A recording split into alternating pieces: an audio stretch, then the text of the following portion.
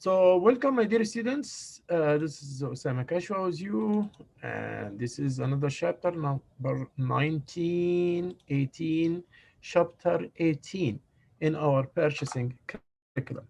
We will study today the new aspects about the purchasing,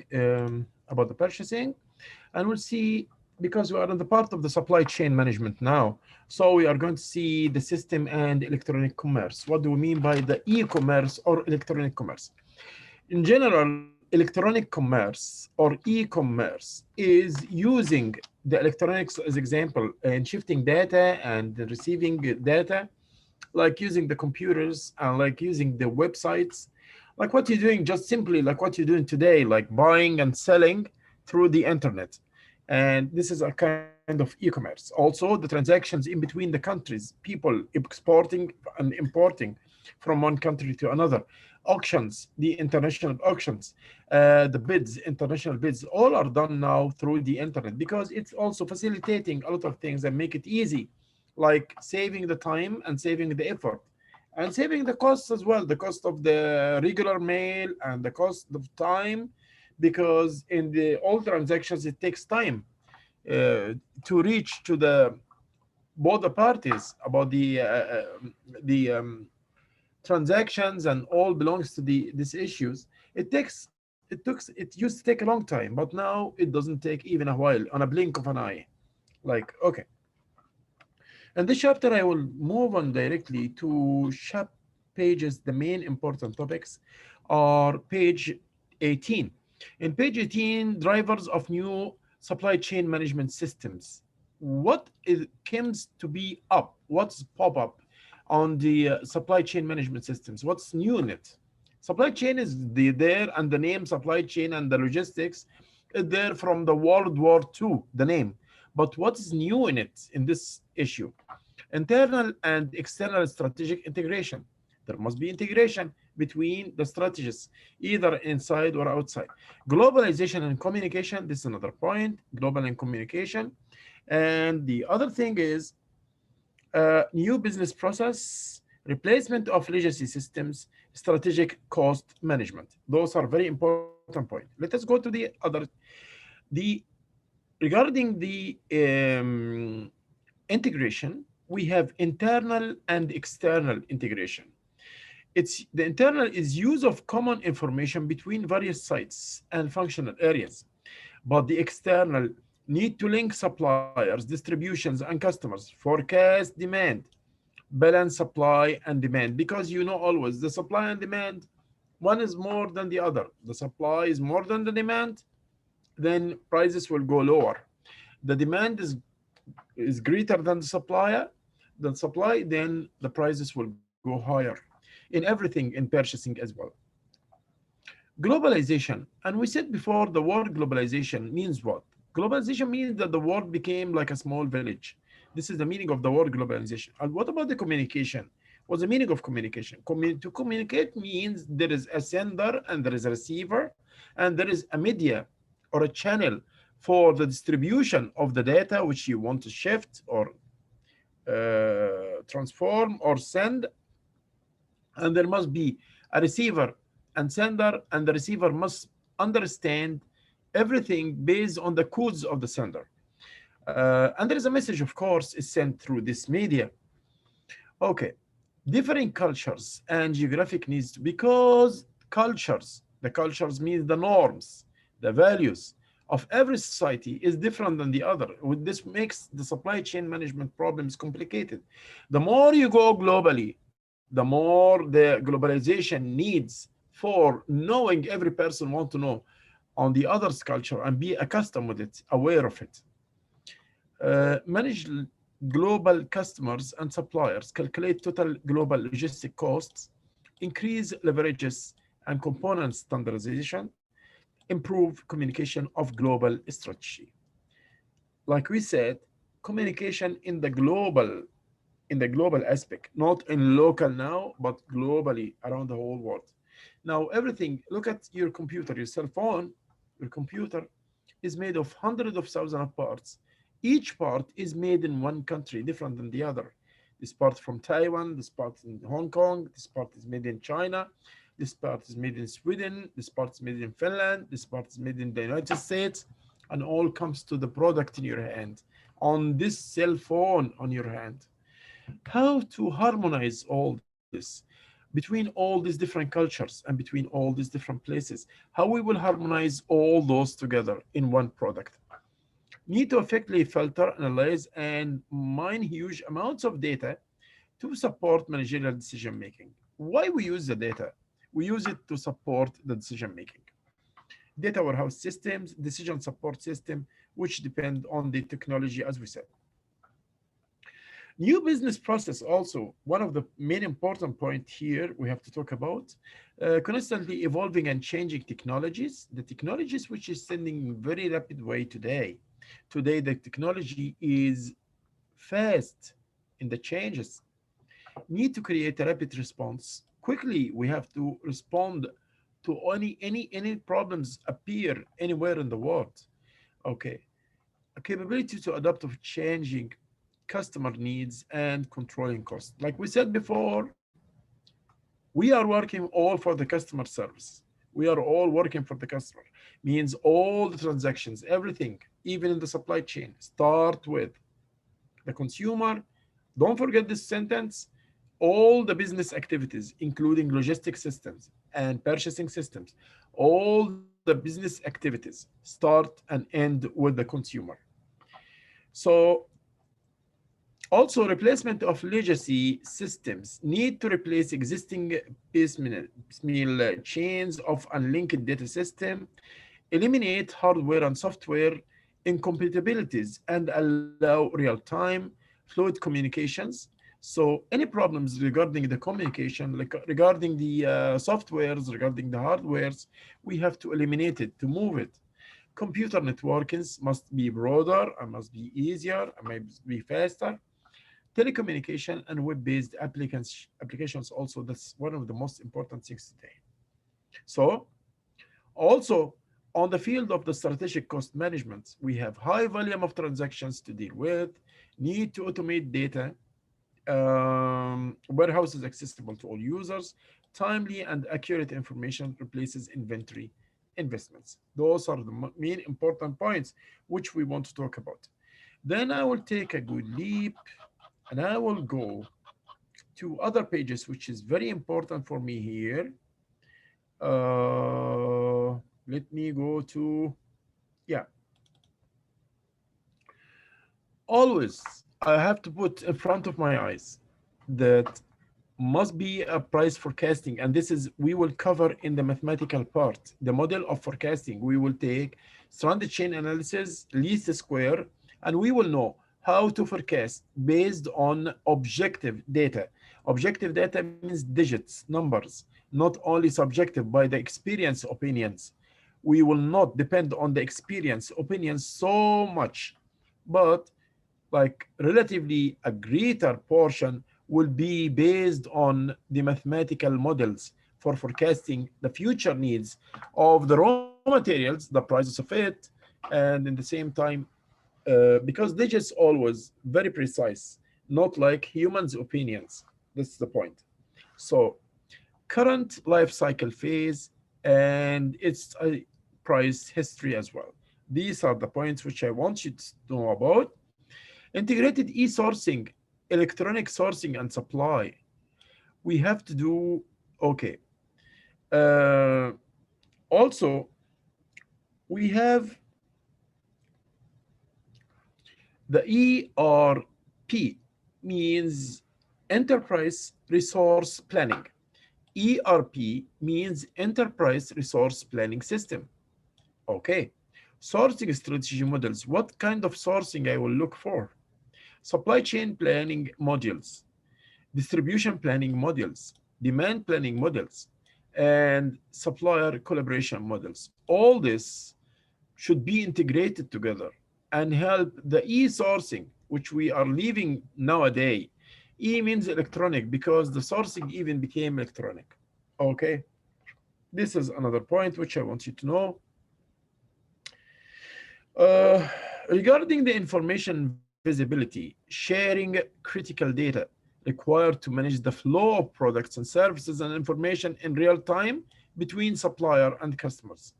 We have There must be a good and easy flow of all the data and information needed to make decisions between the supplier and between the consumer. Share forecasts, of course, the forecast we said must be priced as much as possible. It must be priced precise, as accurate. It must be accurate as much as possible. Manage inventories, and we talk in the chapter of the inventories about the economic order quantity, which means I don't have to store more than this or invest more than this in inventory or less than this in the inventory. So this is the amount which I should keep on. Schedule labor, and this is another point, and optimize deliveries, and this is the last point in the, of course, the delivery should be in the time, in the right time, and right place with the right costs. Benefits of information visibility. If everything depends on the information, anything depend on the system of information, then is it important or no to have a good and precise information system or data system? Information or data, like we said, information help us to make a decisions. Data is the output of the information, which will depend, we will rely on making decisions. Supplier aware of buyers' needs in a timely manner. Buyers is assured that shipments are received on a time. Allows a problem to become a more visible earlier, improved process. So these are the benefits of the information, because if everything is clear and the information is right, then I will expect everything to be in the right path. Uh, yeah. So this is, so the last thing finally here is the benefits, also the last page or the last of the benefits of the information visibility or the disclosure or the precise of the information breaks down organization barriers. As long as I have a good system of information, then there won't be barriers anymore. Building supply chain visibility, managers by metrics, reduces decision cycle time. When all the information I need is in front of me, I will never wait for one data as example to make a decision, because it's here. So it's available. So I won't waste time in decision making. Encourages decision making collaboration and reduces opportunity and problem resolution latency. So this was about chapter 8, the main 18, chapter 18, the main important points on chapter 18. Thank you so much. Enjoy your night and have a good day. Bye-bye. My dear students, back. Now we are going to chapter 19, which is very important, I believe, in some aspects, and we will handle the main aspects of this chapter as well. Of course, in the start itself, I just want to go to page 4 to show something. Performance measurements. How will I perform? How I will measure my performance? How will I know if I'm in the right path or in the wrong path? How I will know if I'm doing right or working in a not a good manner? Or how will I know if there is a standards for the productivity more or less than what I'm doing? So all this. The only I have two measures is very important here, which is the effectiveness, this word, uh, and the efficiency, and we will know the difference between both of them. Effectiveness is not looking about thrifting or about economic aspects. It's always caring about doing the things which is supposed to be done. But efficiency cares so much about the economic aspects. Let me give you an example. If you are having one jeans pant that's very expensive for $300, you got it for 300 bucks, and so this is a highly effectiveness because you didn't care about the money so much, but you did the right thing. You did the right part. For that reason, we call it effectiveness. Effectiveness. But efficiency, it cares more about the economic resources and not wasting. and using your resources, the best allocation for your resources. So the efficiency care about the economic situation means I can bring a jeans not for 300. When it's 300, like we said, it's very effective. But I can buy grab a jeans for 40 bucks, not 300. In that case, this is efficiency. What about if both of them contradict or went on oppose conflict with each other? Okay. If you are looking for something for the long run, then choose effectiveness. If you are looking for something for the short run, then choose efficiency. So if you want a good pants that will long last for 20, 25 years, 10 years, you will wear it or you will dress it, then in that case, choose the $300 effective pant. But if you want something just run your time and to pass by your time and just for spending for 1 year, then you will change it. Then choose the efficient jeans pant of the 40 boxes. This is the difference between both of them.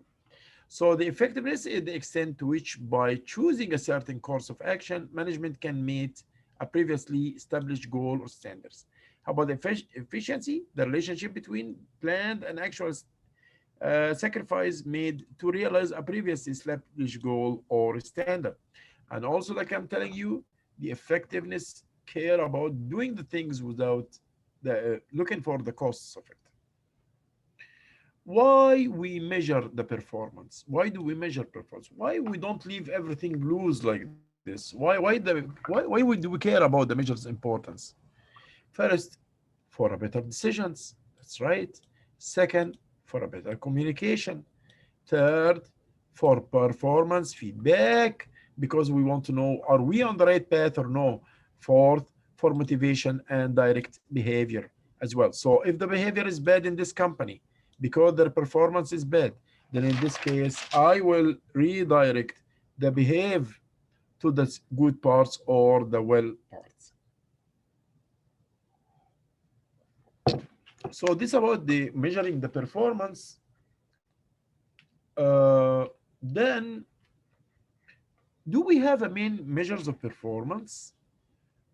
The problems with measurements, too much data, measures that are short-term focused only without looking for the long-term measurements for the performance, drive the wrong performance. As example, I used a bad criteria for the performance to measure the performance. Measure of behavior vs accomplishments. Sometimes the behavior and the accomplishments are like they don't go in the same way. Like so here we will go to what are the measurements which we have. We have just I will scan them quickly. The price performance measure. This is the first one. Uh, we have to compare between the actual prices and the standard prices which we had. We had the second one is the cost effectiveness measure, means you try to reduce the costs as much as you can. Did you succeed in this or no? Revenue measures, this is the third one, the revenue measures, and this is another one, which will tell me, am I in the wrong way or on the right way? My revenues is based on what I planned for, on the standards, or no? Quality measures, no way out. This is no problem. Always the quality, assure the quality, like we said about Deming's principles. We talk about total quality management. We talk about Six Sigma, and all of them are assuring what do we mean by the quality, and that the quality is a philosophy and it start and never end. The quality in all the phases of production and after production, after sales services, we must care about the quality as well. Time delivery, always. This is also one of the main important points in measuring the performance. How to measure the performance using time. Time. Do I deliver as a supplier to the purchaser what he needs in time with the quantity which he wants? in the time which he wants and with the quality which he described in his own purchase order or no. This is the point. We have also technology innovation measures, the technologies of like using the technologies and the industry standards as well in our time. We have also assets measurements, like your assets, your inventory, cost reduction, e-transaction, the side of the operations and the dollars earned from it, pull system, shared schedules, all these are assets measures. We have also administration measures as current budget, control ratios, purchasing workload in and out, line items, head counts. This all are measurements for the performance. We have also, those are external measurements which include like the governments and social measures like minority, women and small business, percentage of spend of total spends, growth of minority, number of suppliers in each category. All those are other and other categories measures like internal customer satisfaction. Is your consumer or customer satisfied about your product or no? This is another main important point.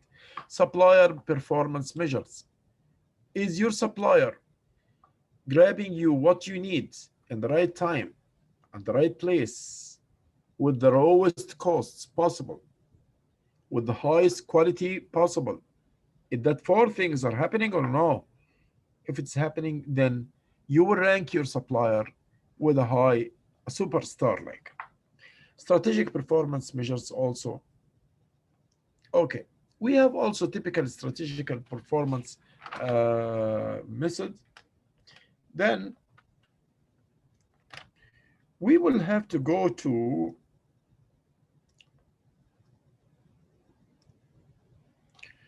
benchmarking. What do we mean by the benchmarking? Benchmarking is like you take for yourself a sole ideal or a model and you follow them. Okay, this is the meaning of the word bench, benchmarking. The continuous measuring of products, services, process, activities, and practice against a firm best competitors. Like I'm telling you will check out one of the best people around you, and you will just like imitating them in everything they do. For all those companies recognized as industry of functional leaders. This word, leaders. So those leaders, they have the pioneer and they are in the front. They are a frontliners. So why do you do something different with them? Why don't you consider them as a benchmark? Why don't you consider them as benchmark for you and do like the same way they are doing? Either if you are a supplier or if you are a purchaser, in the two cases, do what they want you to do or do like them. So, so if I like,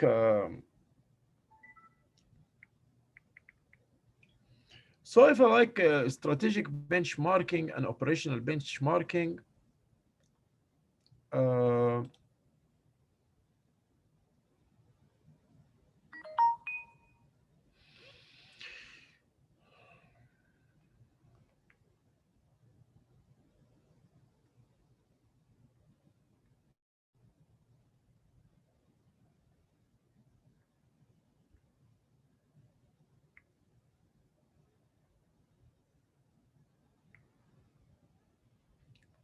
okay.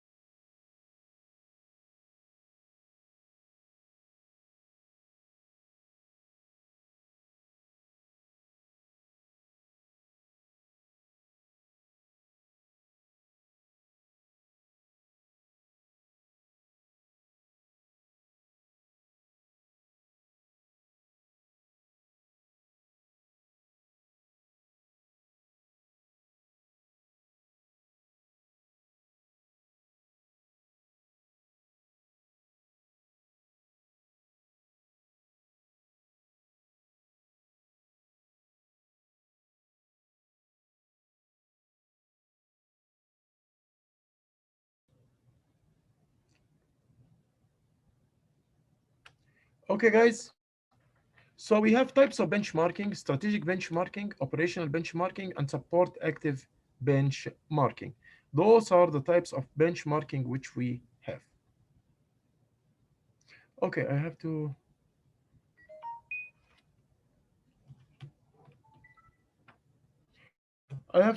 do this now, the benchmarking. Okay, so this is the points for the benchmarking. The screen is paused. How I will okay. So now, like we said, the benchmarking. Okay. So benchmarking defines the continuous measuring of product services, products, activities, and practice against a firm's best competitors or those companies recognized as industries or functions. Types of benchmarking: strategic benchmarking. We have operational benchmarking. We have supportive activity benchmarking. Those are the types of benchmarking which we have. Also, what are the benefits of the benchmarking? What are there for the benchmarking? Uh, Help identify the best business or functional practices, break down reluctance of change, serves as a source of market intelligence, and creates valuable professionals contacts between firms. Those are the other points of the benchmarking benefits, which we will use in the benchmarking fields. And what about the critical success factors for the benchmarking? Must become an accepted process, must be a permanent part of the system, and must be a willing to commit necessary means we all have the way that we all respect it and commit it, and we will apply it. Detailed and accurate benchmarking data as well. Uh, Information for data sources. Where can we get the data? From the trade journals. This is the first one, from the trade journals, and from the internet, and from the direct contact, and from the suppliers. Those are the more things, the four things which we have. Okay, if there is a process for the benchmarking, yes. Planning, analysis, integration, action, and maturity. Those are the five process, the phases. You plan for your benchmark, analyze the benchmark, integrate it with the other all the system parts, then move into action. Like we said, we have to go beyond a big companies or whatever. Then the maturity means the last thing, which is means like stable on this situation. Uh, what is the balanced score? What do you mean by the balanced score? The balanced score is goes beyond financial measures with a lagging indications. How do customers see us? What must we excel at? What are the things which we can be well in? Can we continue to improve and create value that will make us innovative? Then how do we look to shareholders financially from the financial aspects? So the first one is from the customer aspect. The second, what we are good at is from the operational aspect. The third thing, how can we improve our products? This is innovation aspect. And the last one, how do we look to the shareholders is a financial aspect as well. The measurements for system characteristics is like measure is not free. You have to know that. Not all aspects of performance lend themselves to quantitative. Some are descriptive, which is very difficult to change it into quantitative method. Purchasing is better served by a few precisely defined and thoroughly understood measures. And we also, from the measures characteristic, effective measures require a consistent and reliable database, periodic review, eliminate unimportant unnecessary measures, add new measures as required, reevaluate objects or targets. Those are all things about the measures. There is no best way to measure performance. We have to know this. Always measuring the performance is different from a place to a place and from time to time. Measures reporting requirements and contents vary are different by position and level within the organization. So the requirements for the measurements are different from a department to another department and from a level to another level inside the organization. A single overall productivity measures is not feasible as well. Uh, 39, many industries need to shift from operational measures to strategic measures. And we talked before about the word strategic means it's a planning overall, the overall planning for the overall organization. And the strategic means it's of a vital importance. Strategic and plans used to product a measure's result are probably more important than the end result itself. A balanced scored approach is highly effective, and this we know before. Also, we have to talk about the human resource characteristics. A measurements and evaluation system is not substitute for effective management. An effective system requires communication, of course. Without the communication, never to be accepted, don't never to expect any good results. Even for shifting of data, if there is no communication for the transfer of data, that means also there will be a shortage in the system.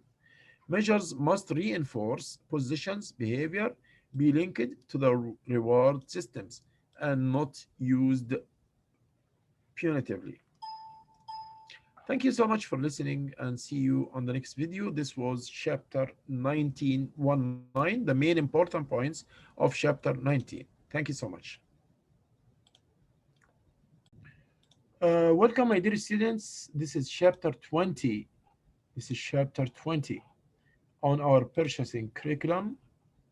I just want you to follow what I will say now, and these are the main points which is very important in this chapter.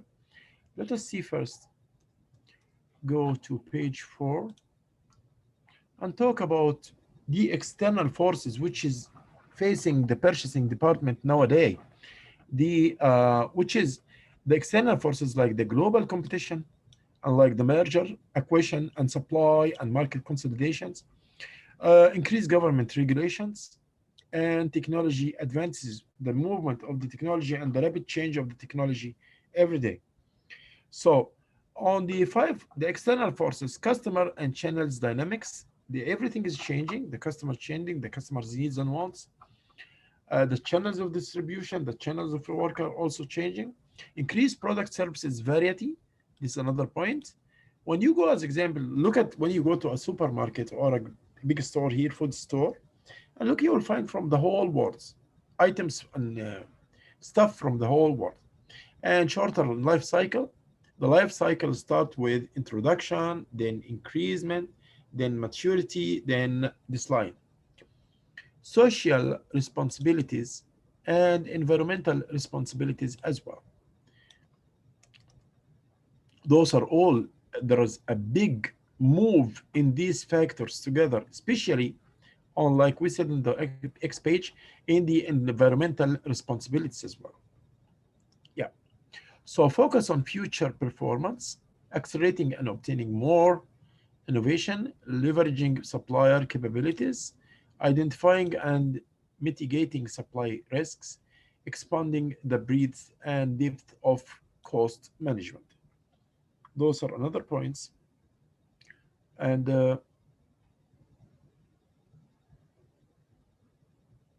so those are like very important things about the examples of potential supply risks. Today, nowadays, supply chain management is in risk, and the risk is increasing. For what reasons? Price volatility means the prices of the services and the goods are moving ups and downs. Potential supply disruptions, any disruption in the channel of distribution or whatever, or in the type of the supplier himself. Financially troubled suppliers, some suppliers might be encountering uh, financial distress or whatever.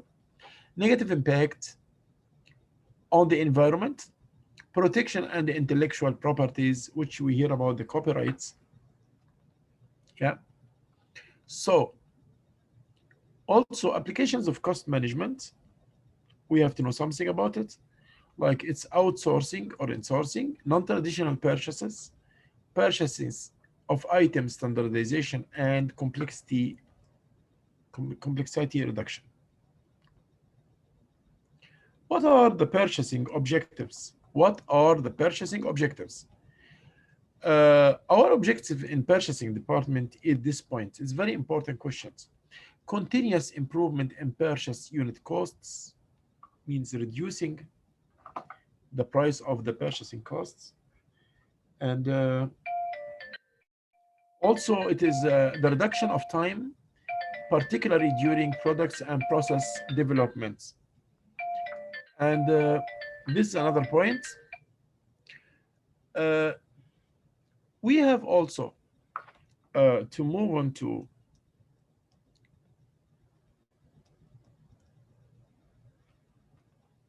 we have the category strategies, which is very important. Push beyond volume aggregation or unit price reduction focus, driven by elements of value, use more effective teams, and this is very important, will become more complex, are used to influence supply markets and supply networks, block competition, and provide an early warning system. Uh, on page 21, developing and managing suppliers. How will I try to evaluate the performance of the suppliers? Increasing the availability of information. Like we said, information is everything, the start and the end of the activities.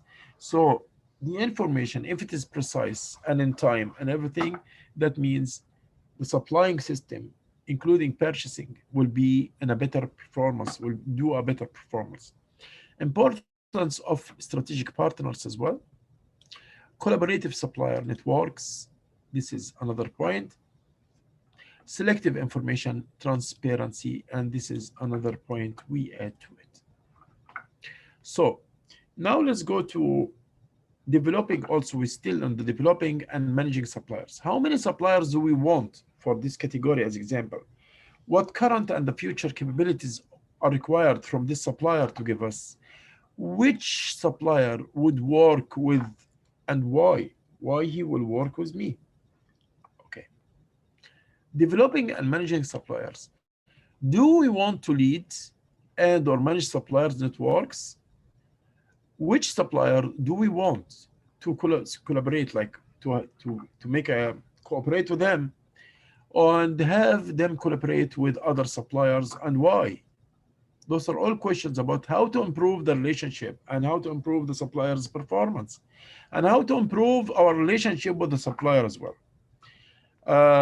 Improving supplier relations, one of the best points is supplier segmentation. Segmentation means to cut the market into parts, and there will be a zone for supplier 1 and supplier 2, another zone for the supplier George and supplier MNC company, third zone for the supplier Rachel and supplier Edward, and so on. Supplier scorecards and feedbacks. We can also, this is a way to improve the supplier's relationship. Uh, this is another way to improve the supplier relationship as well. So, supplier capabilities matrices, rewards to best performance, joint executive exchanges, supply councils and conferences, and through the process of improvement and innovation workshops. So all those are ways for improving our relationship with the supplier, to improve our relationship with the supplier. Uh, Also, to improve our relationship with the supplier, there must be two-way performance evaluation that I am as a purchaser or as a purchasing department, I will evaluate the performance of the supplier, and the same time the supplier will evaluate my performance in both the cases. Supplier suggestion systems, risk reward sharing, this is very important, executive engagements, and trust. So all those points together is improving supplier relationship. How we will improve our relationship with the supplier, by other meaning. We'll go now to 28. Supply chain excellence is very important. How we will move to an excellent supply chain uh, management, or how we will manage excellency our supply chain.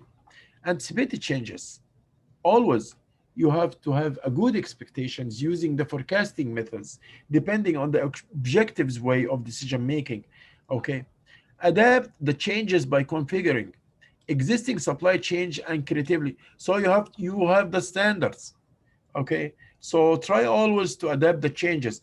And what happened in any surroundings, in the environmental surroundings around you, you have to anticipate and react or respond in a rapid. You have to have a rapid response for the problems and the issues of the environment.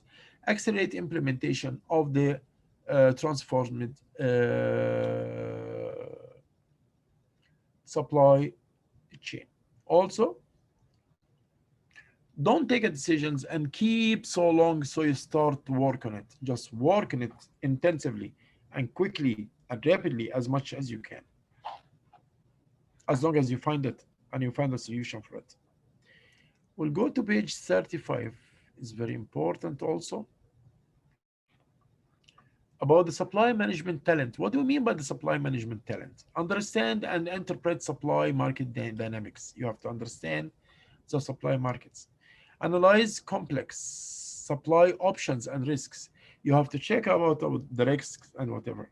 Developing innovative values, equation strategies to support business and functional strategies. And this is another point. So this is regarding the important points of the supply chain. We'll go to 37. The current and future skills required in the supply chain management. The current skills: supply market knowledge. You have to know everything about the supply market. Supply process expertise. You have to be very experienced with the supply process. You have to be in a situation of a competitive, where you can able to be compete in the market. You have uh, to have a models for costs and price. Means you have criterias for the prices, and you have the criterias for the cost, the least cost. Our the future needs for the future skills needed for the supply chain, the future skills. They are emerging supply, like the quick responding for the problems of the supply, especially the electronic data transfer. uh, Emerging supply markets sustainability, merchant and acquisition activities. Now in the whole world now, we hear about privatization, we hear about merger. Merger means merger. The word merger means two companies come together. One merge the other, means one is having the other. Acquisition is the same thing. Potential new entrants. So like we are going to open new markets, you have to know everything about the new markets, technology trends, and this is another point. What's happening in the technology, what's updated now, what's going on, we have to know. Cross-functional skill and teaming, and this is very important also now for the supply chain management, the team and the cross-functions. And we had talked debate before about what the meaning of teams and what the work of the teams and what they do. Okay, they have to know business fundamentals, they have to be cross-discipline exposures, they have to be supplier market competition, able to compete in the supply markets.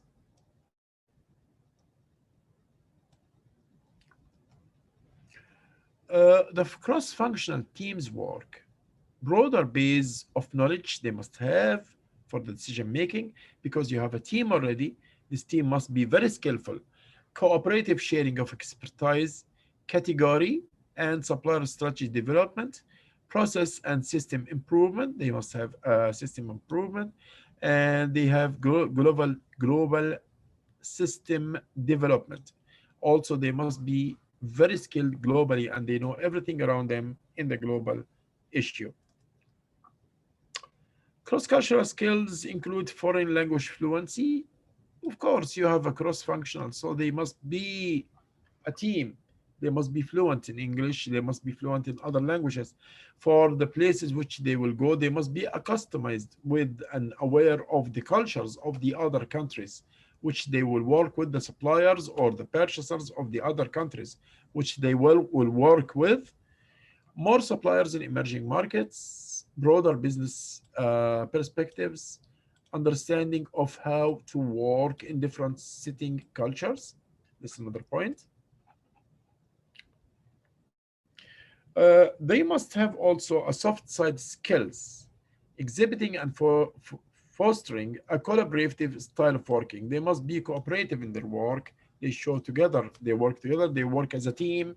They don't work as individuals or independents. No, they work together. And they must have a innovative spirit as well. This is in the cross-functional. And they must be able to check out and respond for any challenges will appear while they're working as in a supply chain, and having the ability to lead others effectively as well. Those are things which is very important for them. Now we'll move into slide 54, rapid change and competition. Today's world is one of the characteristics of today's world. The rapid change is happening all over the world. So you have to be very aware of these changes. Try to expect it before it happens. And if you didn't expect it with accuracy 100%, try always to have data that will help you to respond quickly to any changes. Develop the skills of purchasing professionals, like here, actively using information technology across the chain. Get use of the technology of nowadays for the supply chain, your supply chain. Don't depend on the old styles of management, but always update. Anything comes new in the management, update it and use it. Pursue activities and practices that capture the full benefit of world-class supply basis. Uh, the rapid change, like we said, rapid change is happening always now in everything, in every aspects in our life, starting from technology to the news, to the disasters which we hear, to the environment issues. There are a lot of changes. So you have to be anticipating these changes, create responsive new organizational structure, establish the most effective purchasing and supply chain management systems, and to move on for this. Thank you so much. Wish you a very good day. Take care of yourself and have a good night. Bye bye.